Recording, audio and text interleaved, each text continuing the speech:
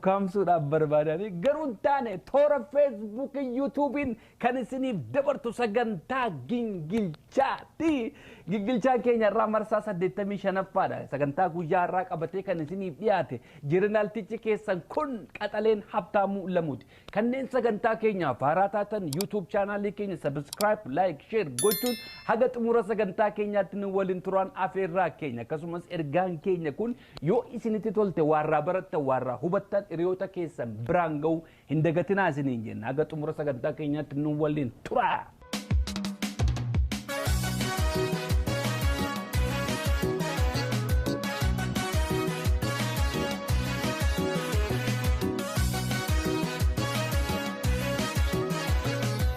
daawwattootaaf dhaggeeffattoota keenya gingilchaa keenya marsaa 85ffaa guyyaa irraa fudhee dhufettoon darbin dura ordoftoota amantaa kiristaanaa biyya keessaa biyya alaa jirtan mara keessan iyyuu baga guyyaa masqalaan isin ga'e jechuun barbaada. Ayyaana masqalaa kana baay'een jaalladha. Ayyaanni masqalaa yaadannoo baay'een irraa qaba. Dur gaafa ijoollummaa taanee biyya jirru ayyaana masqalaa kanarra asheetii nyaannaa, bekkennoo nyaannaa waan baay'ee dhagaa yaadannoo baay'ee of keessaa qabna. Ayyaana kana baay'een jaalladha, baay'een natti tola. Kanneen ayyaana kana jaallattan mara keessanii baga guyyaa kanaan isin ga'e jechuun barbaada. Torban isaatti immoo irreechatu jira. Irreechi immoo irree keenya bakka aadaa keenyatti mul'ifnu, bakka Oromoon bareedee itti mul'atu magaalaa Finfinnee keessatti bara 2021 yeroo sadaffaadhaaf bifa ho'aadhaan hin kabajama. Koronaan barana hin jiru waaqayyoon nurraa kaaseera. Yeroo kan gaafa ayyaanni irreechaa kun ga'u koronaan baay'ee ol ka'a. Barana garuu ifanneerra maqaa isaatiin ifanneerra koronaan gadi ciisa ayyaanni irreechaas bifa ho'aadhaan ni kabajama. Egaa Oromoon bakka sanatti argamtanii bareeddanii babbareeddanii waan gootan ani waan isinitti mun qabu isinuu ni beektu. Baga ittiin isin ga'e jechuun barbaada. Uummata keenya biyya alaa biyya keessa jirtan guyyaa masqalaa kabajattan akkasumas ayyaana irreechaa kabajattan hunda keessanii barri kun bara nagaa, bara gammachuu, bara badhaadhinaa. Badhaadhina gaafa jedhu immoo gaa fuulli keessan rifeensa hin baasini badhaadhina isa kana miti jechaa jiru.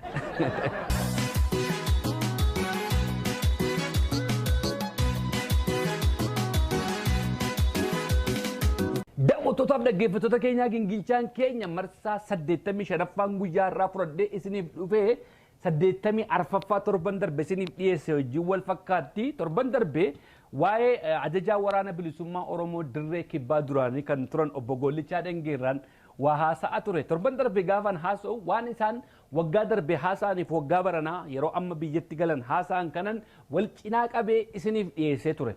Obbo Gollichaa Dhengeerraa gaafa dubbannu dhimma isaanii duwwaa miti. Sababii obbo Gollichaa Dhengeetiin waan diigamuuf deemutu jira.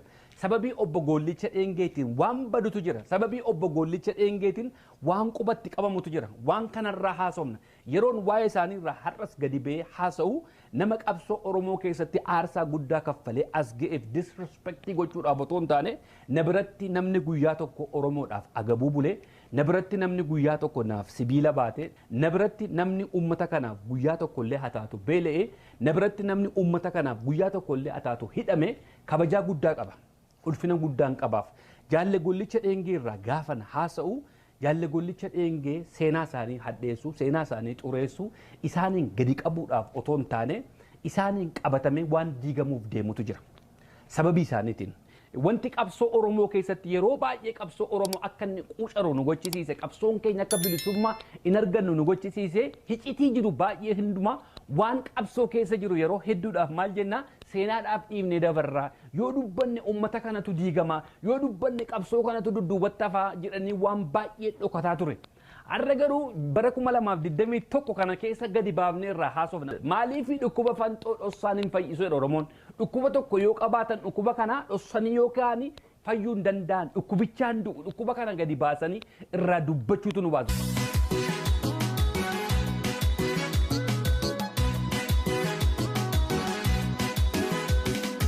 Yeroo darbe obbo Gollichaa Dhengee gaafan gingilchuu waan isaan yeroo biyyatti galan airportii keessatti haasa'aniif waggaa har'aa haasa'an lamman isaan wal cinaa qabee irraa dubbadhe.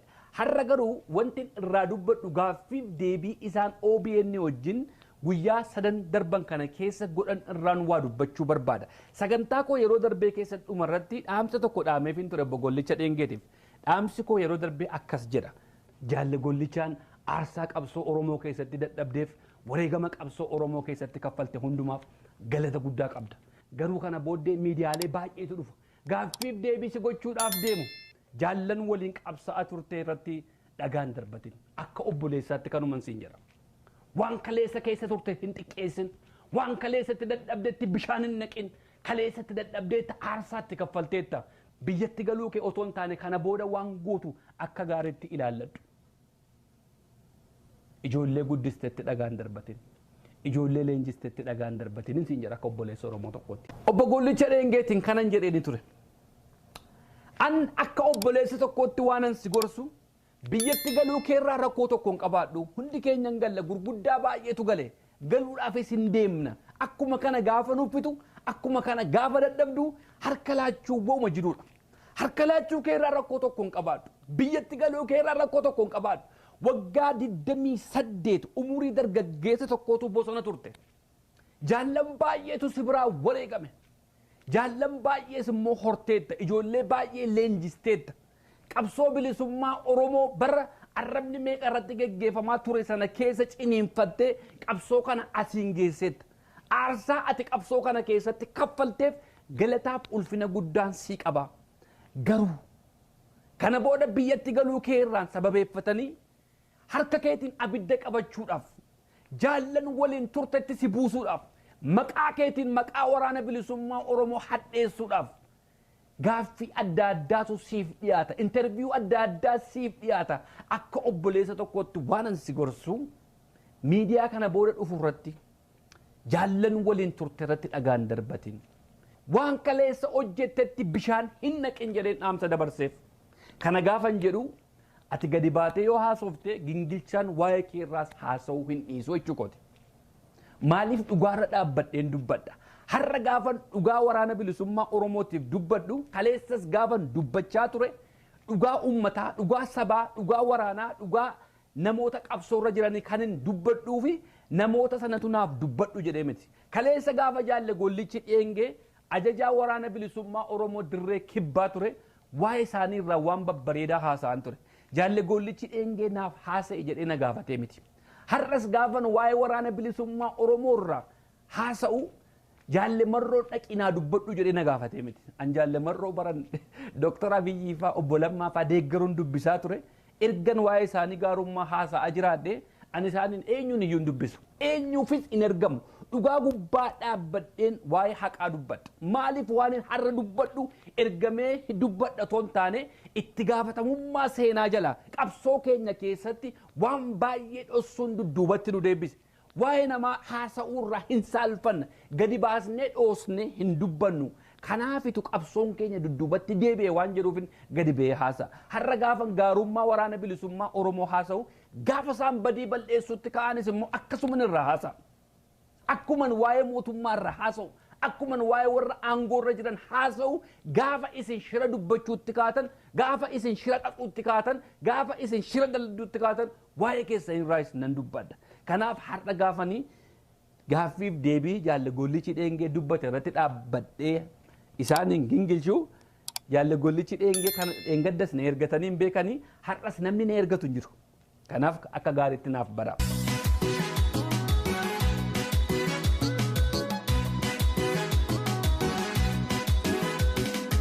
Jaalle Gollichi Dheengee irraa gaaffiif deebii isaan godhan OBN wajjin godhan irraa wanti hubadhe tokkoffaa irratti jaalle Gollichi Dheengee waggaa 28 waraana bilisummaa Oromoo geggeessaa haa turan malee mootummaa Itoophiyaa wajjin wal quunnamtii qabu turan. Yoomirraa kakaasee ta'e Allahu a'lam ansanan beeku. Garuu mootummaa wajjin wal quunnamtii qabu. Waraana bilisummaa Oromoon fudhee biyyatti gala waan jedhu waliin dubbatanii har'a garuu wanti sun sababii inni ta'uu fi dideefitu sababii sanaa ta'anii OBN irratti haasa'aa jiru. Akka waraana kana fudhadhee hin galleef garee tokkotu narratti ijaarame. Akka waraana kana fudhee hin deemneef hooggana warran isaaniin hoogganu kan na jalatti hoogganamu ittaanaa koofaallee na jalaa fudhatanii. Kanaafan harka qullaa dhufe waan jechaa jiran fakkaata. Haasaa isaanii keessaa waan nu badhe jechuudha. Obbo Gollichi Dheengee maal jedhan tokkoffaa irratti? Rakkoo keessaa zoonichi keessatti rakkoon keessaa ispeeshaalii keessattuu addatti qaamota istaafaa kaleessa an hoogganu jidduutti addaddummaan ilaalchaa haala qabatama yeroo ammaa uummanni Itoophiyaa fi uummanni Oromoo keessa jiran irratti addaddummaan ilaalchaa ideological differences jedhamsana anaaf istaafota jidduu jira. Isaaniif istaafota gidduu addaddummaa ilaalchaatu jira. Jaalle gollicha dheengee tokkittii duwwaatu waa'ee biyya keessaa deemaa jiru kana fudhate malee warri isaa gadi jiran hundumtuun wanta kana mormaa jiru. Kanaaf harka isaanii qullaa biyyatti galan. Silaa harka duwwaa biyyatti galuuf hin turre kaayyoonsa. Hoogganni waraanni bilisummaa Oromoo dirree kubbaa gollichi dheengee ilaalcha addaa qabu waraanarraa adda. Keessumatti immoo warra istaafii keessa jiran, warra hoogganummaarra jiran, warra isaan hoogganan, waraana gadi osoo hin taane warra isaanitti haanee jiru wajjin ilaalcha garaagarummaa adda addaa qabu. Ilaalchi garaagarummaa kun waan biyya keessatti deemaa jiruu fi waan lolamaa jiru kana wooma lama duwwaadha. Tokkoffaan mootummaa kana hin lollaa, mootummaa kana hin lolluudha. Biyyatti galaa, biyyatti hin galluudha. Qawwee hiikkannaa, qawwee hin hiikkannuudha. Ilaalchi garaagarummaa isaan gidduu jiru isa kana. Inni itti aanoo. Waraanuma ana ajajaa tursan keessatti ittaana kiyyaa fi namoonni tokko tokko osoo kallattiin anaaf abboomamuu hin taane waraana lixaatiin communication laf jala godhachuun dhiibbaa karaa marrootiin geggeeffamuun naannoo sanatti rakkinnoota hedduun mudate.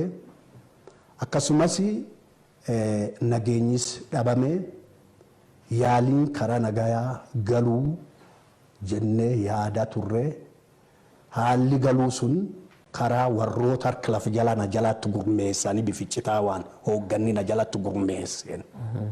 Tarii gollichi waraan kan dhiibee fudhate gar biyyaatti hin galaa kan jedhuun calqabirraa ilaalchi akkasii shakkisiisan gara hoogganaatii waan narra tureef. Warri obbo Gollicha dheengee jala jiran hundi isaanii galata guddaa qabu. Baay'ee jala kana galateeffachuun barbaada. Obbo Gollichi dheengee soba dubbachaa hin jiran. Dhugaa haasa'aa jiru. Dhugaatu keessa isaanii dubbachaa jira. Obbo Gollichi dheengee waraana kana walitti qabee hammaaree silaa biyyatti galuuf ture. Warri garuu isa jala jiran ittaanaasaa wajjin ta'anii kanneen biroof walii galanii wanta inni godhaa deemu kana wanta inni godhaa jiru kana warri arganii isa achumatti dhiisaniitu waraana dirree dhiyaa jiru wajjin wal quunnamtii godhan.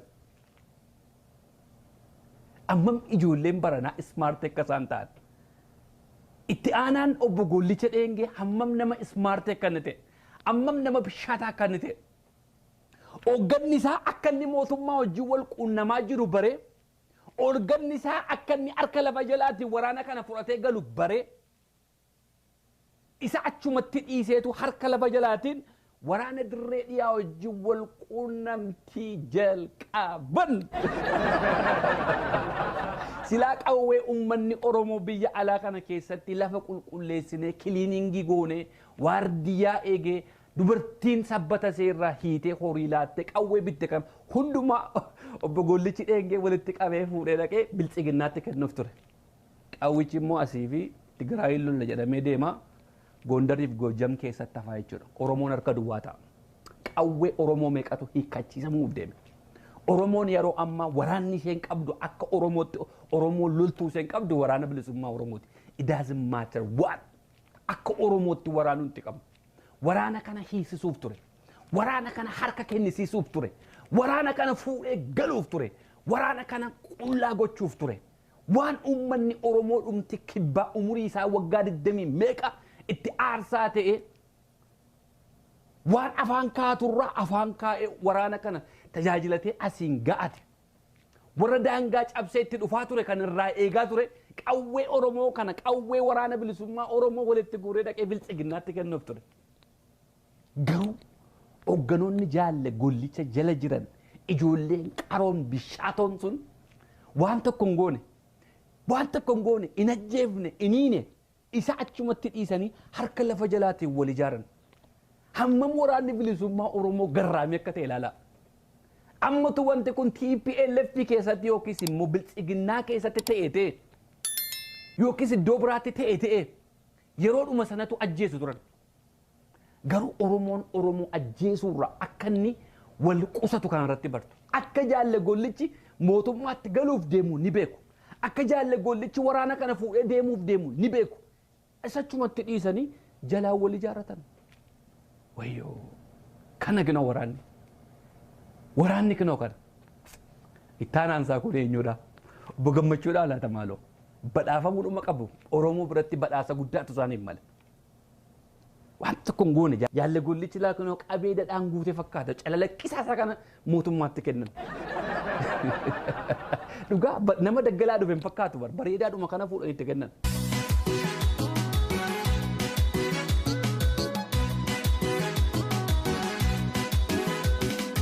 Meetti bufaame Obbo Gollichi. Anini ajaja waraana bilisummaa Oromoo zoonii kibbaa ture. Kan turammoo deemsi deemamaa ture. Kan anaaf hin galu ture. Waggaa 3 har'a anaaf hin galu ture. Is kana addaddummaan akkana kun gidduu kennu waan tureef walii dhiibuun anaa fi istaafota gidduu. Maali akiyyoo ajaja taate istaafota san oriented tochite qindeessite qajeelchite shappa goote waa hundaanuu ajaju kennuu dandeessa. Kan keessatti ammoo warra akka addaatti of ijaare. Warra dhiibbaa duubaan qaamni biraan pooz irratti godhu bitamu. Gollicha dheengee. Baay'ee nama garraamiidha. Natti tola haasaansaa. Baay'ee natti tola. Dhugaadhuma dubbachaa jira bara. Hammam waraanni bilisummaa Oromoo isa jala jiru isaaf kabajaa qabu mul'isa bara. Silaa utuu namni akkasii si biratti akka waraanaatti bara akka waraanaatti namni tokko si biraa ilaalcha addaa qabaatee mootummaa wajjin wal quunnamuu isaa barte akka durii otoo ta'e tarkaanfii biraatu yeroo isaan irratti fudhatama. Garuu waan tokko hin goone calaqqisaa isaa cucculuqaa isaa kana kinoo biyyatti nu gashan.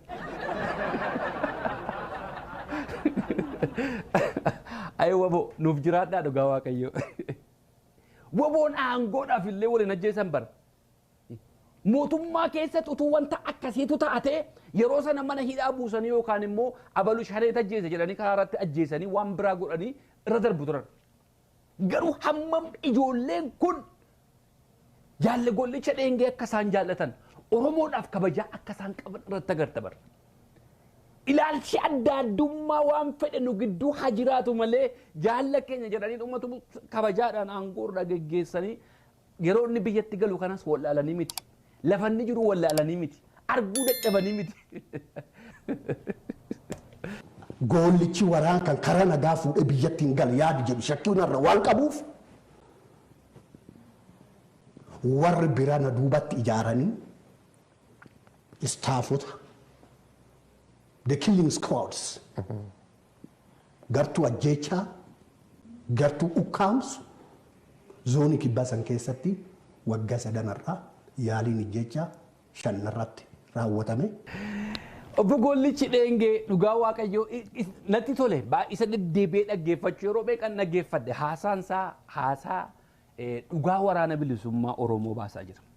Ijoolleen kun ijoolleen isa boodatti hafan kun waraanni bilisummaa Oromoo ijoollee qaroo akkamii akka isaan ta'an ragaanuuf ba'aa jira. Osoo amma waan jaalle Gollichi dheengee kana waraana bilisummaa Oromoo keessatti godhan kana namni mootummaa keessatti godhe guyyaa saafaa gadi baasanii fannisu. Ilaalaa garuu ijoolleen kun jaalle Gollichi dheengee waraana kana nu booda fuudhee gala haa jedhan iyyuu malee waan biraa osoo hin godhin dudduubaan ijaarrachaa turan.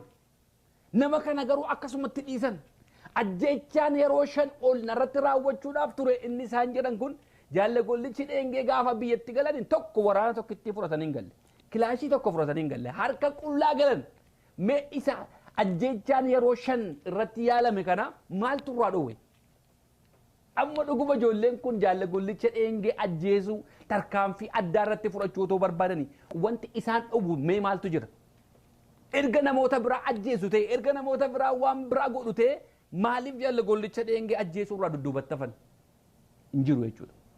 kabajaa guddaa qabuuf kaayyoon isaanii kaayyoo ajjeechaa miti jechuudha. Silaa hicitii nurraa fuudhee dhaqee mootummaatti galche jedhanii waan biraa godhu turan. Hin dhabamsiisu turan. Garuu ijoolleen kun waan barbaade haa ta'u malee waggaa 28 guutuun wajjin rakkateera jedhanii yeroo inni biyyatti galus quba qabu. Yeroo inni xiyyaara yaabbatee deemus quba qabu. Yeroo jeneraal Haayiluun faana asii dhaqanii dubbisanis quba qabu. Akkasumatti ilaala hin dhiisan. Kabajaa isaan qaban keessatti arga. Qaroo ta'uu isaaniin keessatti arga. Hayyuu ta'uu isaaniin keessatti arga. Jaalala Oromummaa isaan qabaniin keessatti arga. Lubbuu namaatiif baali'uu isaan kennaniin keessatti arga. Waraana bilisummaa Oromoo keessatti haasaa jaalle Gollicha irra dhaabbadhe.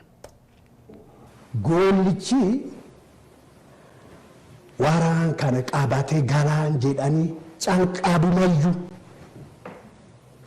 sababa ceasefire waggaa 2 waggaa tokko walakka kibbatti lolli nuuf mootummaa kan jiddu waan hin ta'eef inni sun taargetii warra raadikalistoota dhaabkee jiranii jala buuse jechuudha.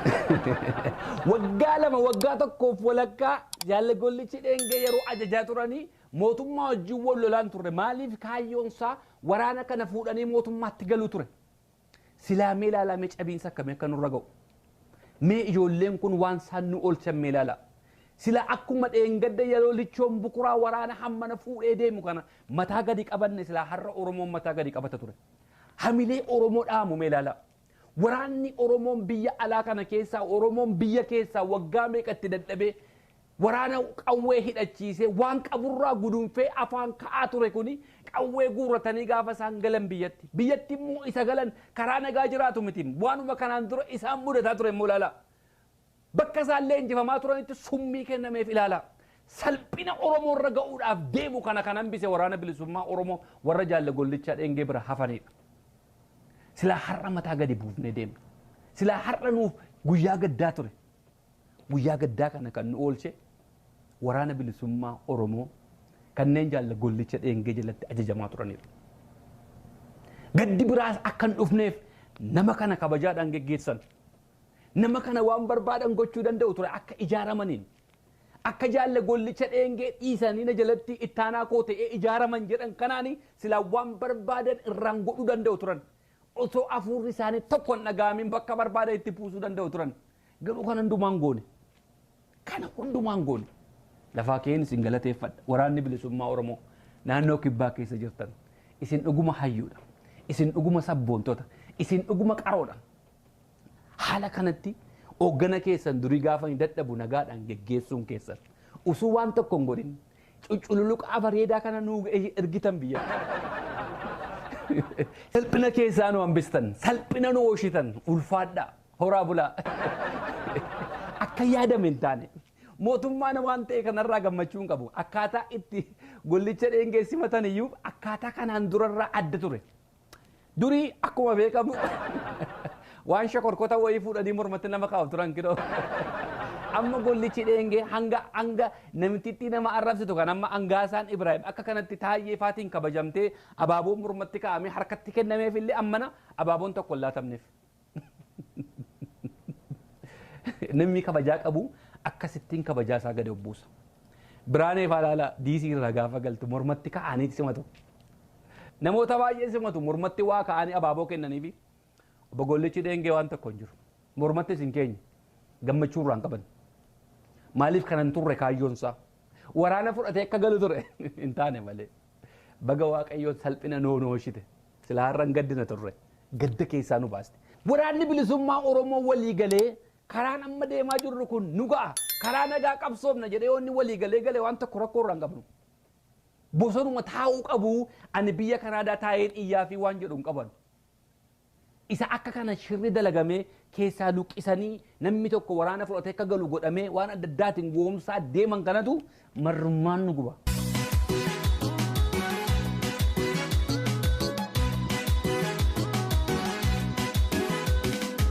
Mi'a zaamee Gollicha. Nu Gollicha malee nama biraa hin beeknu. Kana Gollicha Oromoof yaadu Oromoof dhimmi hin jiru. Isiniin amma kan taatanii jalaa wal ijaartanii ittiin jettan kun mul'ata Oromummaatu hin qabdanii kan jedhu jaarsi biyya arga'ee dhugaan koo taate. Kan akka gollichaa Oromoof yaaduun jiru akkas jedhan jaaroliin biyyaa isin ilaalcha Oromummaa iyyuu hin qabdanii. Oromoodhaaf yaaduun waraana bilisummaa Oromoo fuudhanii mootummaatti galuudhaaf gollicha.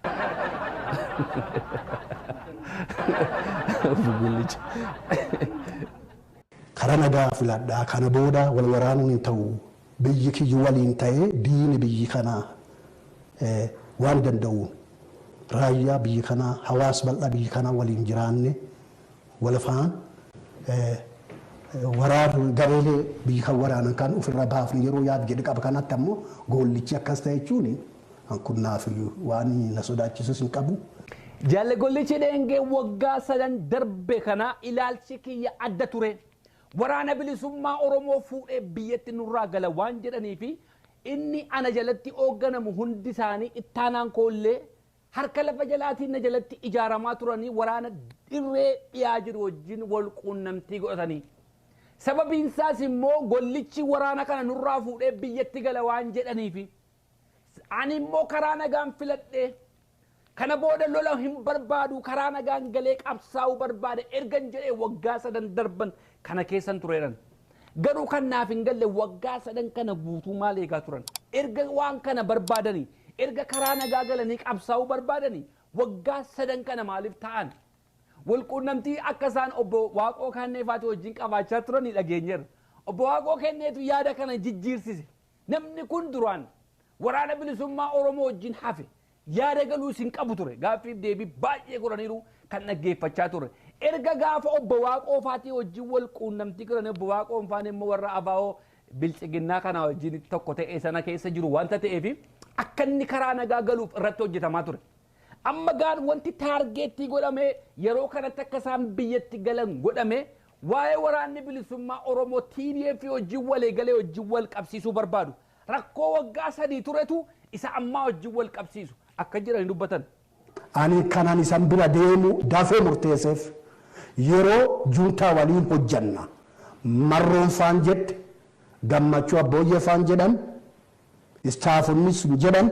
Ani isin bira deemu kan hin murteeffadheeran waggaa 3 kana garuu hoogganummaarra hin jiru warra nagajjallaa jiru ittaanaa koofaatu harka lafa jalaatiin ijaarame. Isa ijaaraman kana immoo waraana dirree dhiyaa wajjin wal quunnamtii godhatanii anaan qofaa nagalchanii qalbii koorratti rakkoo baay'ee nurraan ga'an narraan ga'an jedhan keelloo miidiyaa irratti rakkoo baay'ee narra ga'e rakkoo sammuutu narra ga'e qofaatti na hambisanii amma immoo deebi'anii maal jedhan isin biraa kan hin deemu murteeffadhe erga marroonfaa gammachuunfaan istaafiin tuntaa wajjin hojjenna jedhanii murteeffatanii isin biraa deemuudhaafanii murteeffadheeran kun kan ta'e baatii tokkoon guutu. Jaalle gollichi dheengee garuu dhaaba keessaa waraana keessaa kan isaan deeman akka isaan haasa'anitti waggaa 3 darban kana rakkoo keessa turan hoogganummaarraa erga ka'anii turaniiru.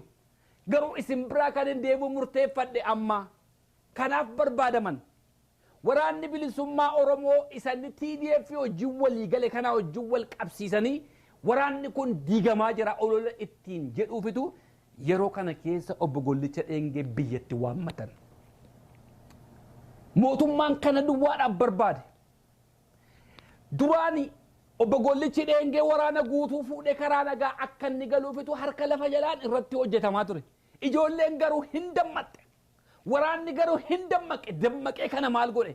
Osuma inni achi jiruutu harka lafa jalaan ijaaramaniitu wal quunnamtii isaanii wajjin waraana iddoo biraa jiru wajjin waraana dhiya keessa jiru wajjin hidhata addaa godhatan. Silaa Gollichi Dheengee kaayyoon isaa walitti qabee fuudhee galuu ture. Amma immoo erga sun harkatti fashalaa'e immoo maal gochuudhaaf waraanni bilisummaa Oromoo TDF wajjin walii galuu isaarraan kan ka'e faffaca'aa jiru. Osoo obbo Gollichi Dheengee biyyatti hin galin dura baatii tokko duratu Taayyeen Danda'aafaa barreessaa turan. Oduun gara kibbaarraa nu ga'aa jirtu Gollichi Dheengee faa waliigaltee TDF wajjin kana hin furanne jedhanii barreessaa turan waa qabachuu hin danda'an jarri. Keessaa dhangalaa hin danfa keessaa akka mul'u. Utuu gaafa sana callisaniin fakkaata ture. Gollichi Dheengees waggaa 3 darban kana rakkoon isaanii wajjin qabatu jechuu dhiisee ani waraana keessaa kan hin ba'ee dhufe waliigaltee isaan TDF wajjin kalan godhan kana waan ani hin furanneef han ba'ee dhufetu jedhee fudhatama argata ture wantichi garuu immoo hin taane. Waggaa sadii rakkoo waggaa sadiitu isa kanaan qabsiifatan. Hoogganummaan raayyuu erga kaan keelloo miidiyaa irratti kan dubbatame waan hundumaan kanaa saame bubbuleera.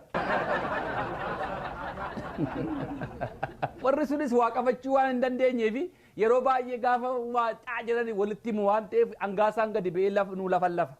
Maaliif OBN gollicha dheengee intarviiyuun gooneefaa jedhanii haasaa turan. Mee waraana bilisummaa Oromoo akkamittiin miidiyaan mootummaa intarviiyuun goone wal quunnamtiin akka jiru mul'isaa jiru. Achumarraa dammaquu qabnaam Oromoo. Harka lafa jalaatiin silaa waatu godhamuuf tureem. Oromoon garaa qulqulluu waan ta'eef waaqni isaaf dirmatama. Engadda jaallee mar'oofaatti aaraa ture. Keessa kootti baay'ee aaraan ture. Garuu egaa waan baay'ee dudduuba jira. Hamma kana immoo danda'an. Jaallee gammachuun faan hamma kana danda'an. Dhugaan isaanii har'a gadi ba'ee dubbateef engadda gaafanni keelloo miidiyaatti akka na godhe abaluun akka godhanii har'a maqaa isaanii kaasaa warra kaan obbo Gollichi Dheengee hin kaasu. Obbo Dhugaasaa Bakakkoo maqaan kaasaa har'a hin kaasu. Engadda garuu keelloo miidiyaatiin kaasaa ture har'a miidiyaa mootummaatti akkamitti kaasa ta'e. Waaqayyoon immoo dhugaa warra sanaa baasa dhugaa waraana bilisummaa Oromoo. Dhugaa isaanii daran akkan isaan jaalladhu na godhe gaaffiif deebiin obbo Gollichi Dheengee dubbatuuni waraana bilisummaa Oromoo ijoollee jajjaboo ciccimoo qaroo akkamii akka isaan ta'an keessatti argaa jira. Daran jaalala natti horaa jira. Naaf jiraadhaa maaloo. Marroon almost amma kana is just like a king akka commanderii tokkootii miti akka nama galfanni uummata Oromoo waaqaaf lafirraattis qofa harki jiru tokkotti warri garii even worship godhuu yugaaniiru. Jaalle barro maal godhu gaa waaqayyoon uummatu ashaboosi godhe. Qabsoo keenya keessatti rakkoo guddaan gaan isa kana wal tuffachuu. Ajajaa waraanaa iyyuu fakkaatu. Namoonni tokko tokko immoo waaqeffachuu barbaadu. Haa waaqeffatan inni waaqeffatu who cares? Anaaf nama hooggana akka namaatti namummaa isaatiin sagaduuf akka hoogganaatti garuu kabajaan qabaaf. Oromoon aadaa akkasiin qabu. Gaafati uummataaf hojjettu si jaallata. Bu'aa hojii keetii gaafa argu si jaallata. Obbo Gollicha Dheengee waa hojjetee si jaallata. Yeroo baay'ee maqaa jaalle marroo gaafa kaafnu maqaa obbo Gollicha mootuun kaasinamne iyyuu hin beeknu. Isin jaallanna gaafa isin hojjettan. Obbo Marroon jaallanna immoo hojjechaa jira gaafa inni hin hojjenne immoo pum dhukkee irraa kaafna. Malee akka nugusaatti kan ilaalaa jiru sin jiru. Waanuma fedhe iyyuu haa ta'u hoogganoonni gurguddaan qabsoo kana keessa turtanii namoota isin booda dhufan kanaafi kabajaas kennaafi. Warri na dhaggeeffachaa jirtan yeroo haasoftan waan akkasiirraa of eeggadhaa. Kun sadarkaadhuma keessan gadi buusa. Namni tokko gaafa isin boodaan dhufu itti gammadaa. Abbaa Duulaa irraa maaliif fakkeenyaan fudhattanii? Abbaan Duulaa bakka dhaqutti laphee dhiibee haasaam. Taayyee nuti asiin gaate lafanni kitaaba dubbifatutti gingilchaa yeroo dhiyootti fudhannu faasa. Taayyee irraa gammadaa. Dooktor Abiyyi irraa hin gammadaa. Lafa Obbo Shimallis jirutti dhaqee haasee ni gammadaa ijoollee kootee dheedhin. Silaa obbo Gollichi Dheengee faan obbo Galaasaa Dilboo faan warri waraana keessa turtan warri qabsoo kana keessa turtanii namoota akka jaalle marroofa jaarraa abbaa gadaatiin marroon gaafa gadi ba'u kana gammaduu qabdu walitti gammadaa. Inaaffii fakkeessitanii maanni qabsoon inaaffii hin qabdu. Inaaffii obbolummaa inaafaa. Marroon immoo for the first time since I saw no Marro. Marroon nama barkum lamaaf torba kootichi Sololo Makutaanoo keessatti dabbalummaa barateedha.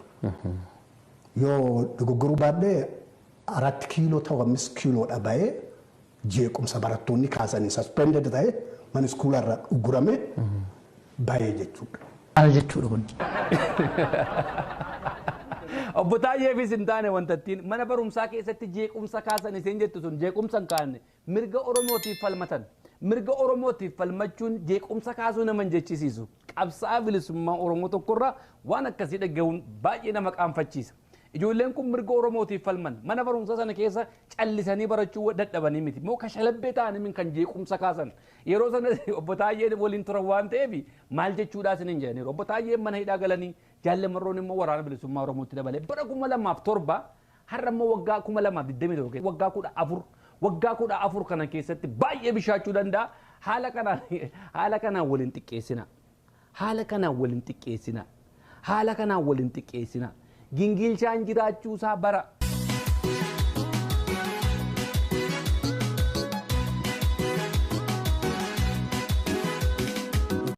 Waggaa tokko siyaasa baratee mooraa siyaasaa tokkollee yeroodhaaf abbaa itti ta'ee ka biyya waraana dabballee gar biyyaatti seensisu karaa lixaa kan kibbirraa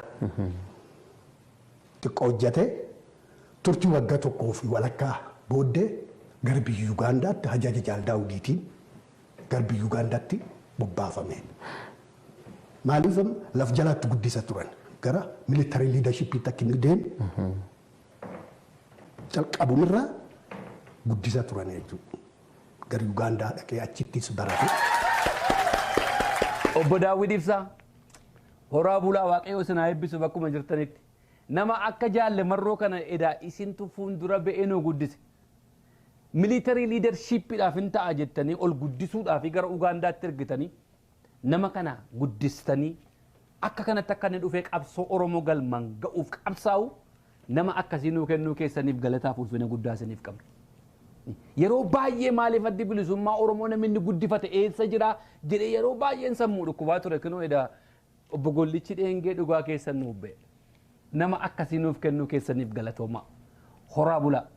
Dhaabichi keessatti murna olaantummaa barbaadatuutti jira. Dhaabichi keessatti qabsoo keessatti murna olaantummaa yookaan suprimaasii laga tokko ganda tokko barbaadu. Wanti kun egaan pilaanii warra bilchiginnaati yeroo baay'ee waa'ee gandummaa afarsuu. Mee dhugaadhuma Waaqayyo nuti amma namoota gurguddaadha. Qabsoo kana keessa guyyaa tokko illee taate ture hin beeka. Oromoo hedduun qabsoo kana keessatti hirmaattee jirtu. Mee namumti guyyaa tokko olaantummaa uummata Harargeen eegsisa jedhee namni qabsootti makamu jira. Olaantummaa uummata Wallaggaan eegsisa jedhee mee namumti qabsootti makamu jira jettanii hin fudhattu. Olaantummaa uummata Arsiin eegsisa jedhee namni maatii haadha isaa dhiisee qabsootti makama. Bakki olaantummaa kee itti agarsiifattu bakka haalli sii mijate keessatti wal footee walii wajjin deemtaan jarri kun rakkoo keessa jiru uummatatu jiraachisaam uummata keessa jiraatum uummatarraa nyaatum mee qabsoo bilisummaa Oromootiif dhiyarraa ka'anii Booranaaf Gujii keessa dhaqanii qabsaa'anii olaantummaa uummata dhiyaa eegsisna jedhu mee amma kun fudhatamuma qaba. Mee mucaan hamboo tokko ijoolleen hamboo tokko qabsoo bilisummaa Oromootiif begii keessa dhaqanii olaantummaa ijoollee hamboo eegsisna jedhanii mee sammuumti kaa nama fudhatu jira. Namni keenya qabsoo bilisummaa Oromootiif kan ba'u ba'aarraa dhiyarraa kibbarra olii gad deemee qabsaa jira. Qeekoo keessa jedhee namni qeesaa keessatti qabsaa'u hin jiru. Har'a warri qabsoo bilisummaa Oromoo geggeessaa jiran naannoo kibbaa keessa jiranis kan ba'aarraa kan dhiyarraa kan giddu galeessarraa dhaqanii qabsootti makamantu jira. Mee olaantummaa qe'ee ofii eegsisuudhaaf achi dhaqu.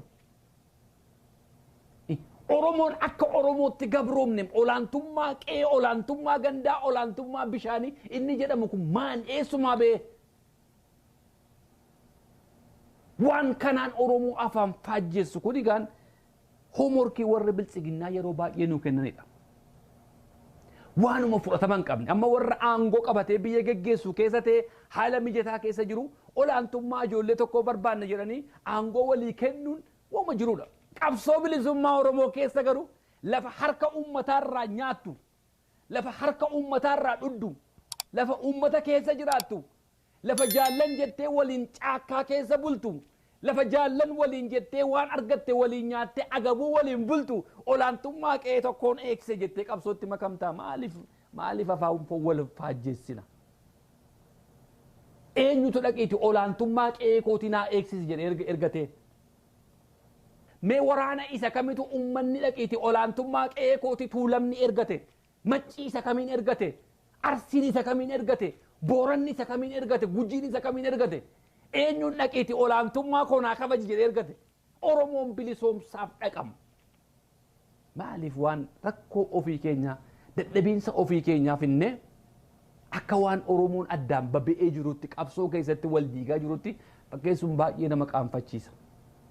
baay'ee nama qaanfachiisa. Hamboorraa dhaqeetu qabsaa'am Gujii Boorana keessatti. Wallaggarraa dhaqee qabsaa'am, Arsiidhaa dhaqee qabsaa'am. Olaantummaa eenyu eegsisuu dhaqee itti qabsaa'a. Eenyu irratti immoo olaantummaa agarsiifata. Rakkoo akka hoogganaatti isin gidduu jiru, dadhabiinsa isin gidduu jiru kana fuutanii qe'ee Oromootti hin makina. Oromoo ittiin hin burjaajessina. Achi keessatti rakkoo qabdu isin akka waliin kinoo waggaa 28 an turee waggaa 28 gidduutti ani maqaan koon kaafamu kan waggaa 3 na booda dhufeetu akka gootaatti ilaalama akka gucaatti ilaalama kun rakkoo mataa keessaniiti. Kana gara Oromootti fiddanii Oromoo nu faajjessuu hin yaadina. Oromoo nuti olaantummaa eenyuyyuu hin barbaadu. Olaantummaa eenyuu hin barbaadu. Olaantummaa ilmaan Wallaggaa Oromoo irratti hin barbaadu. Olaantummaa Harargee Oromoo irratti hin barbaadu. Olaantummaa Arsii Oromoo irratti hin barbaadu. Olaantummaa Tuulamaa Oromoo irratti hin barbaadu. Olaantummaa Alagaas Oromoo irratti hin barbaadu. Eenyuun olaantummaa yeroo itti baannu hin qabnu. Maanni qabsoo keessatti amma olaantummaan bakka rakkattee bultuu keessatti bakka rakkoo keessa jiraattu irratti bakka arbiijiin sirratti dhuka'u keessatti bakka boombii sirratti darban keessatti bakka fanjiin si ajjeesuu barbaadan keessatti olaantummaa. Hoogganni dhaaba kana yeroo baay'ee jidduu wal diddaa kan dhalatuu fi anumattuu beekaa anumattuu bulchuu qabaa anumattuu hooggana biifleedhaa anumattuu rakkoo uummata Oromoo galmaan gahuu danda'a jedhanii akkasitti value addaa ofiif laachuun hoogganni kun yeroo adda addaa wal bubuusuun qabsoon kun haala kanaa yeroo adda addaa rakkoo hooggan irraa maddu miseensota digar jala osoo hin taane gubbaa sanirraa gamoon ijaaram caccaba deema. Isa kana ginoo rakkoon qabsoo keessa jiru isa kana malee waa'ee olaantummaa qe'ee tokkoo ganda tokkoo miti. Anumatu beekaadha. Anatu beeka anatu waggaa 28 qabsaa'e anatu sirra hayyuudha anatu sirra lole anatu sirra qabsoo kana keessa ture waliin jechuu wal facaasuun isa kana laakino malee waa'ee olaantummaa gandaa qe'ee amantii hin jiru.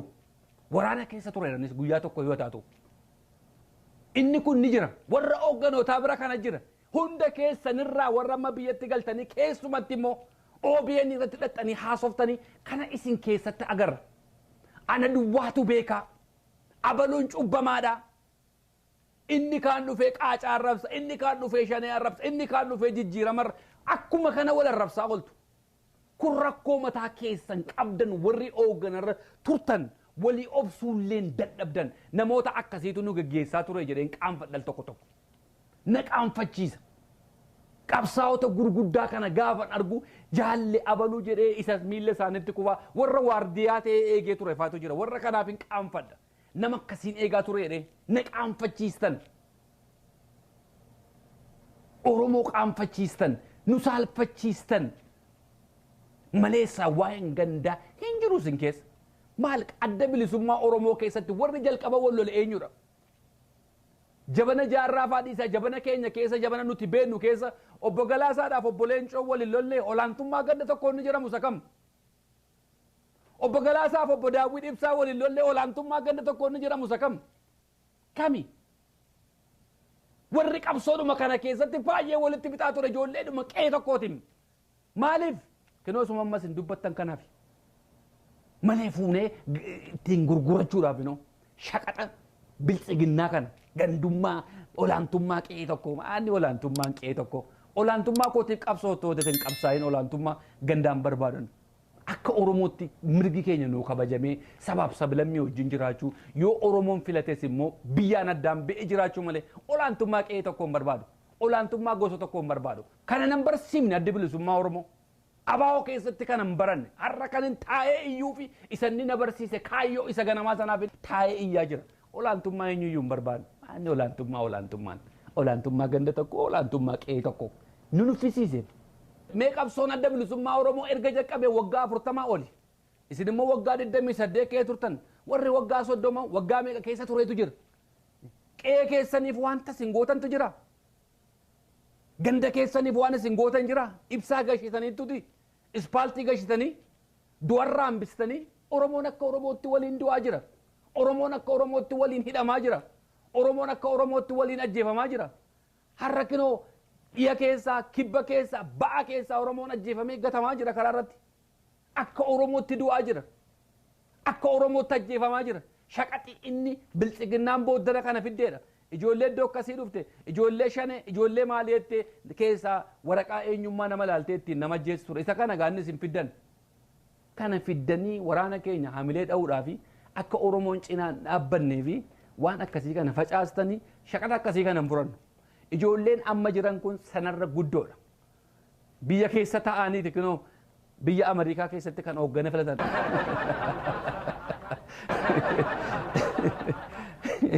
Ayyee galatoomaa abbo Gollicha Dheengee edaa gidduu kan ammoo hojii naabanuu keessanii baay'een isin galateeffadhaa horaa bulaa dhugaa baay'eetu isin keessa jira waan baay'ee dhugaa dubbattaniittu waan isin dubbattan hundumtuun saanaa ta'u yookaan hundumtuun saanaa hin ta'u hin jedhu waan an keessaa fudhadhu jira waan an keessaa hin fudhannes jira kan waa'ee keessan marsaa lamaan xumuradheera kana booddee on isinitti mudaddeebe personaalii fakkaata waan ta'eef ingaa waa'een keessan nagaan nuuf jiraadhaa buyyaa yeroo gaarii isiniif haa ta'u horaa bulaa.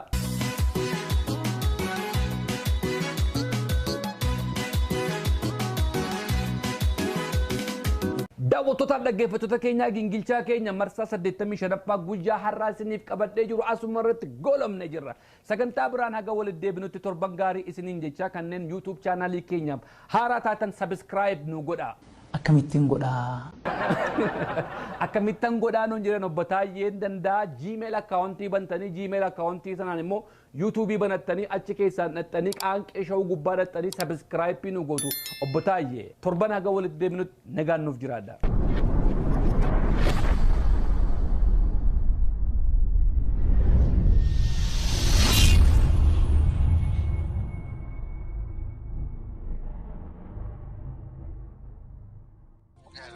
Hello.